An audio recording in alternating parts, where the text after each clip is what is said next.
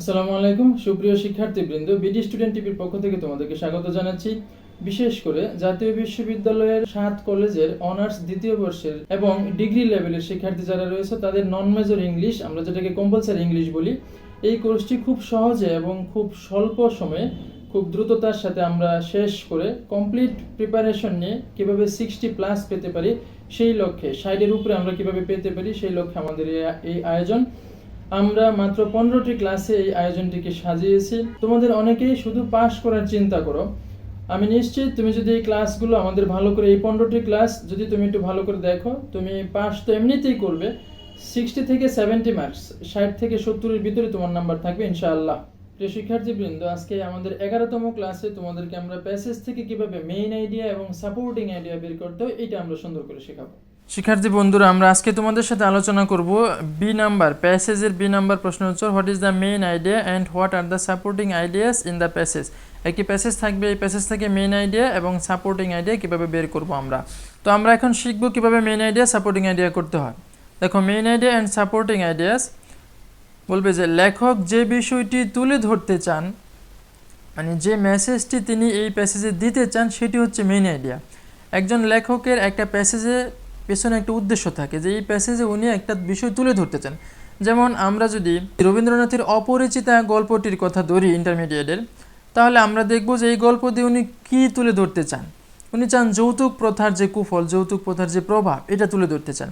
তাহলে প্রত্যেকটা গল্পে, প্রত্যেকটা প্যাসেজে একজন লেখকের একটা মেসেজ থাকে, একটা বার্তা থাকে, কোন বিষয়টা উনি তুলে ধরতে চান। যে বিষয়টা তুলে ধরতে চান ওই বিষয়টা হচ্ছে মেইন আইডিয়া। এবং এই মেইন আইডিয়াকে প্রতিষ্ঠা করার জন্য অন্যান্য যে আইডিয়াস আনা হয় তাদেরকে আমরা বলি সাপোর্টিং আইডিয়া। মানে মেইন আইডিয়াকে খাড়া করার জন্য, মেইন আইডিয়াকে সুন্দর করে স্থাপন করার জন্য আরও অনেকগুলো আইডিয়া আনতে হয়, ওই আইডিয়াগুলোকে বলি আমরা সাপোর্টিং আইডিয়া। তাহলে একটা প্যাসেজ পড়ার সময় আমরা এই প্যাসেজটির প্রথম 2-1টি লাইন এবং শেষ লাইনগুলো গুরুত্বের সাথে দেখব। যে money can not bring happiness, টাকা সুখ আনতে পারে না। Money is must for life, যদিও টাকা খুবই গুরুত্বপূর্ণ কিন্তু টাকা সুখ আনতে পারে না। এটা সাধারণত প্রথম লাইন এবং শেষ লাইন এইগুলোর মধ্যেই মেইন আইডিয়া বা মেইন বিষয়টা লুকায়িত থাকে। আর এরপরে 2-1 লাইন পরে আমরা দেখব অন্যান্য সাপোর্টিং আইডিয়া লেখক দিবে। তো আমরা এই উত্তরটা কিভাবে রেডি করব তোমরা দেখো সবাই। তো দেখো আমরা উত্তরটি কীভাবে লিখবো। আমরা উত্তরটি শুরু এইভাবে করবো যে the main idea and the supporting ideas, যেহেতু সাপোর্টিং আইডিয়া কয়েকটি থাকবে জন্য এস দিব। Supporting ideas of the passage R as follows, মানে মেইন আইডিয়া এবং সাপোর্টিং আইডিয়া নিম্নরূপ। তো আমরা এভাবে পেন্সিল দিয়ে, পরীক্ষার কাঠ পেন্সিল দিয়ে আমরা একটা বক্স সুন্দর করে বক্স করে নিব।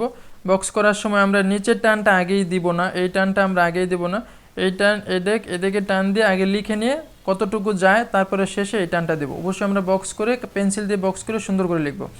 দেখো মেইন আইডিয়া কী ছিল, যে money can not bring happiness though it is essential for life. Money মানে টাকা সুখ আনতে পারে না, যদিও এটা খুব প্রয়োজন জীবনের জন্য। আমাদের এই প্যাসেজটি ছিল মানি মানে টাকা সংক্রান্ত। তো আমরা এখান থেকে এটা পরে এটুকু বুঝতে পেরেছি এটাই হচ্ছে মেইন আইডিয়া। মানে লেখক এটাই তুলে ধরতে চায় যে টাকা জীবনে সুখ আনতে পারে না, যদিও টাকা খুব দরকারি, তার কথা ছিল এটা। এবং এই কথা বলতে গিয়ে উনি আরও কয়েকটি সাপোর্টিং আইডিয়া দিয়েছিলেন। বলেছিলেন যে happiness is a psychological thing, happiness হচ্ছে একটা মনস্তাত্ত্বিক বিষয়। আমরা কোত্থেকে পেলাম, এই যে দেখো লেখা আছে happiness is absolutely psychological thing. এরকম একটি লাইন থেকে আমরা বুঝতে পেরেছি যে এটাও একটা সাপোর্টিং আইডিয়া। আরেকটি আমরা পেয়েছিলাম যে only moral and spiritual development can bring happiness, শুধুমাত্র মোরাল এবং স্পিরিচুয়াল ডেভেলপমেন্টই সুখ আনতে পারে। আমরা এটিও প্যাসেজ থেকে পেয়েছিলাম। দেখো প্যাসেজের এই লাইনে আমরা পেয়েছিলাম only moral and spiritual development bring happiness, that gives happiness. তাহলে এইভাবে প্যাসেজ থেকে আমরা দেখতে পাবো যে কিছু কিছু লাইনে এরকম আইডিয়া থাকবে, আমরা বুঝতে পারবো যে মেইন আইডিয়ার সাথে রিলেটেড, মেইন আইডিয়ার সাথে রিলেটেড যেগুলো ওইগুলো হচ্ছে সাপোর্টিং আইডিয়া। মেইন আইডিয়ার তথ্যের সাথে জড়িত যে আইডিয়াগুলো সেগুলো হচ্ছে সাপোর্টিং আইডিয়া। তাহলে আমরা এই প্যাসেজের মেইন আইডিয়া পাইলাম money can not bring happiness though it is essential for life. আর সাপোর্টিং আইডিয়া পাইলাম আমরা যে হ্যাপিনেস ইজ সাইকোলজিক্যাল থিং, এটা একটা মনস্তাত্ত্বিক বিষয়, এটাও একটা আইডিয়া। এবং মোরাল এবং spiritual development can bring happiness, সুখ আনতে পারে, এটা একটা আইডিয়া। তো এইভাবে খুব ছোট করে আমরা সাপোর্টিং আইডিয়া খুব বেশি দিতে হবে না, তুমি 2টা অথবা 3টা মাত্র, সর্বোচ্চ 4টা, এর বেশি দেওয়ার দরকারই নেই। 2টা এবং 3টা এর ভিতরে তুমি রাখবে। আমরা তোমাদেরকে নিয়ে আরেকটি প্যাসেজ দেখব। তোমরা আরেকটি প্যাসেজ দেখতে পাচ্ছ, আমরা ঠিক একইভাবে আবার সাজাচ্ছি। The main idea and the supporting ideas of the passage R as follows. এটুকু আমরা মুখস্থ করে নেব, এটুকু মুখস্থ করে এটুকু আমরা লিখে দেবো প্রশ্নের শুরুতে। তারপর একটা বক্স করে এক সাইডে লিখবো মেইন আইডিয়া আর এক সাইডে লিখবো সাপোর্টিং আইডিয়া। মেইন আইডিয়া প্যাসেজটুকু বুঝে কি বলেছে সেটা শুধু এক লাইনে লেখার চেষ্টা করব, আর সাপোর্টিং আইডিয়া 2টি অথবা 3টি প্যাসেজের গুরুত্বপূর্ণ আইডিয়া 2 থেকে 3টা আইডিয়া দেবো ছোট ছোট সেন্টেন্সে। তো আমরা এখন তোমাদেরকে যে প্যাসেজটি দেখাচ্ছি সেটি হচ্ছে এই প্যাসেজটি, moral degradation a crucial problem of mankind. নৈতিক অবক্ষয় মানুষের একটি জটিল সমস্যা। তো এই প্যাসেজটি পড়ে তুমিও যদি এই প্যাসেজটি তোমার বই বের করো, পড়তে আমরা এক সময় দেখব যে মোরাল আপলিফট বলছে বাই অ্যারেঞ্জিং সেমিনার সিম্পোজিয়াম, যেটার প্রশ্ন আমরা আগে পড়েছিলাম যে we can motivate encourage the people. এইভাবে মানে মোরাল আপলিফট মানে নৈতিক উন্নয়ন খুবই দরকার, এটা মানে সমাজ থেকে হয়। তাহলে মূলত আমরা এখানে যেটা পড়েছিলাম যে মোরাল ডিগ্রেডেশন মানুষের নৈতিক অবক্ষয় এবং মোরালিটির যে গুরুত্ব, সেইটা ছিল আমাদের এই প্যাসেজের মূল বিষয়।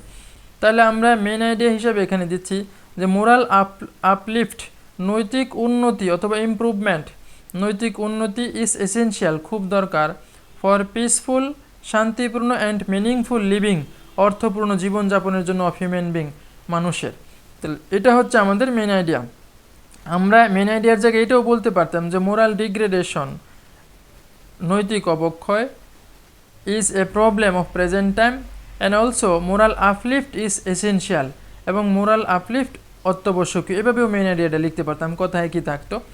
সাপোর্টিং আইডিয়াস আমরা কী নিচ্ছি দেখো, morality is the source of divine quality. খেয়াল করো আমরা এই প্যাসেজ থেকে নিচ্ছি, এখানে বলা ছিল morality is the main source of heavenly quality. তো এটাকে আমরা একটা সাপোর্টিং আইডিয়া হিসেবে নিচ্ছি। আরেকটা আমাদের ছিল যে মোরাল ভ্যালুস আর essential to establish social peace order and justice, মানে মোরাল ভ্যালুস খুব অত্যাবশ্যকীয় সামাজিক শান্তি নিয়ম এবং ন্যায়নীতি প্রতিষ্ঠায়। আমরা এই তথ্যটিও প্যাসেজেই পেয়েছিলাম, it is moral values which ensure establish social piece. তো এইভাবে আমরা এখান থেকে এটাকে সেকেন্ড আইডিয়া হিসেবে নিলাম। তারপর আরেকটি আইডিয়া ছিল যে morality is the best virtue of mankind, এটা আমরা প্যাসেজ থেকে পাই, বলা হচ্ছে morality is the best virtue of mankind.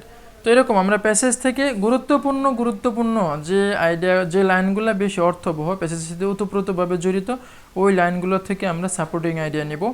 আর মূল টোটাল ওভারঅল প্যাসেজ যে বিষয়ের উপর আলোচনা করেছে সেইটাকে আমরা ধরবো মেইন আইডিয়া, লেখকের উদ্দেশ্য কি, লেখক কী তুলে ধরতে চাই সেটা।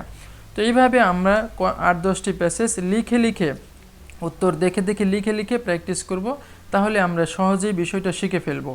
আশা করি তোমরা প্র্যাকটিস করলে এই বিষয়টা আরও একদম ক্লিয়ার হয়ে যাবে তোমাদের কাছে।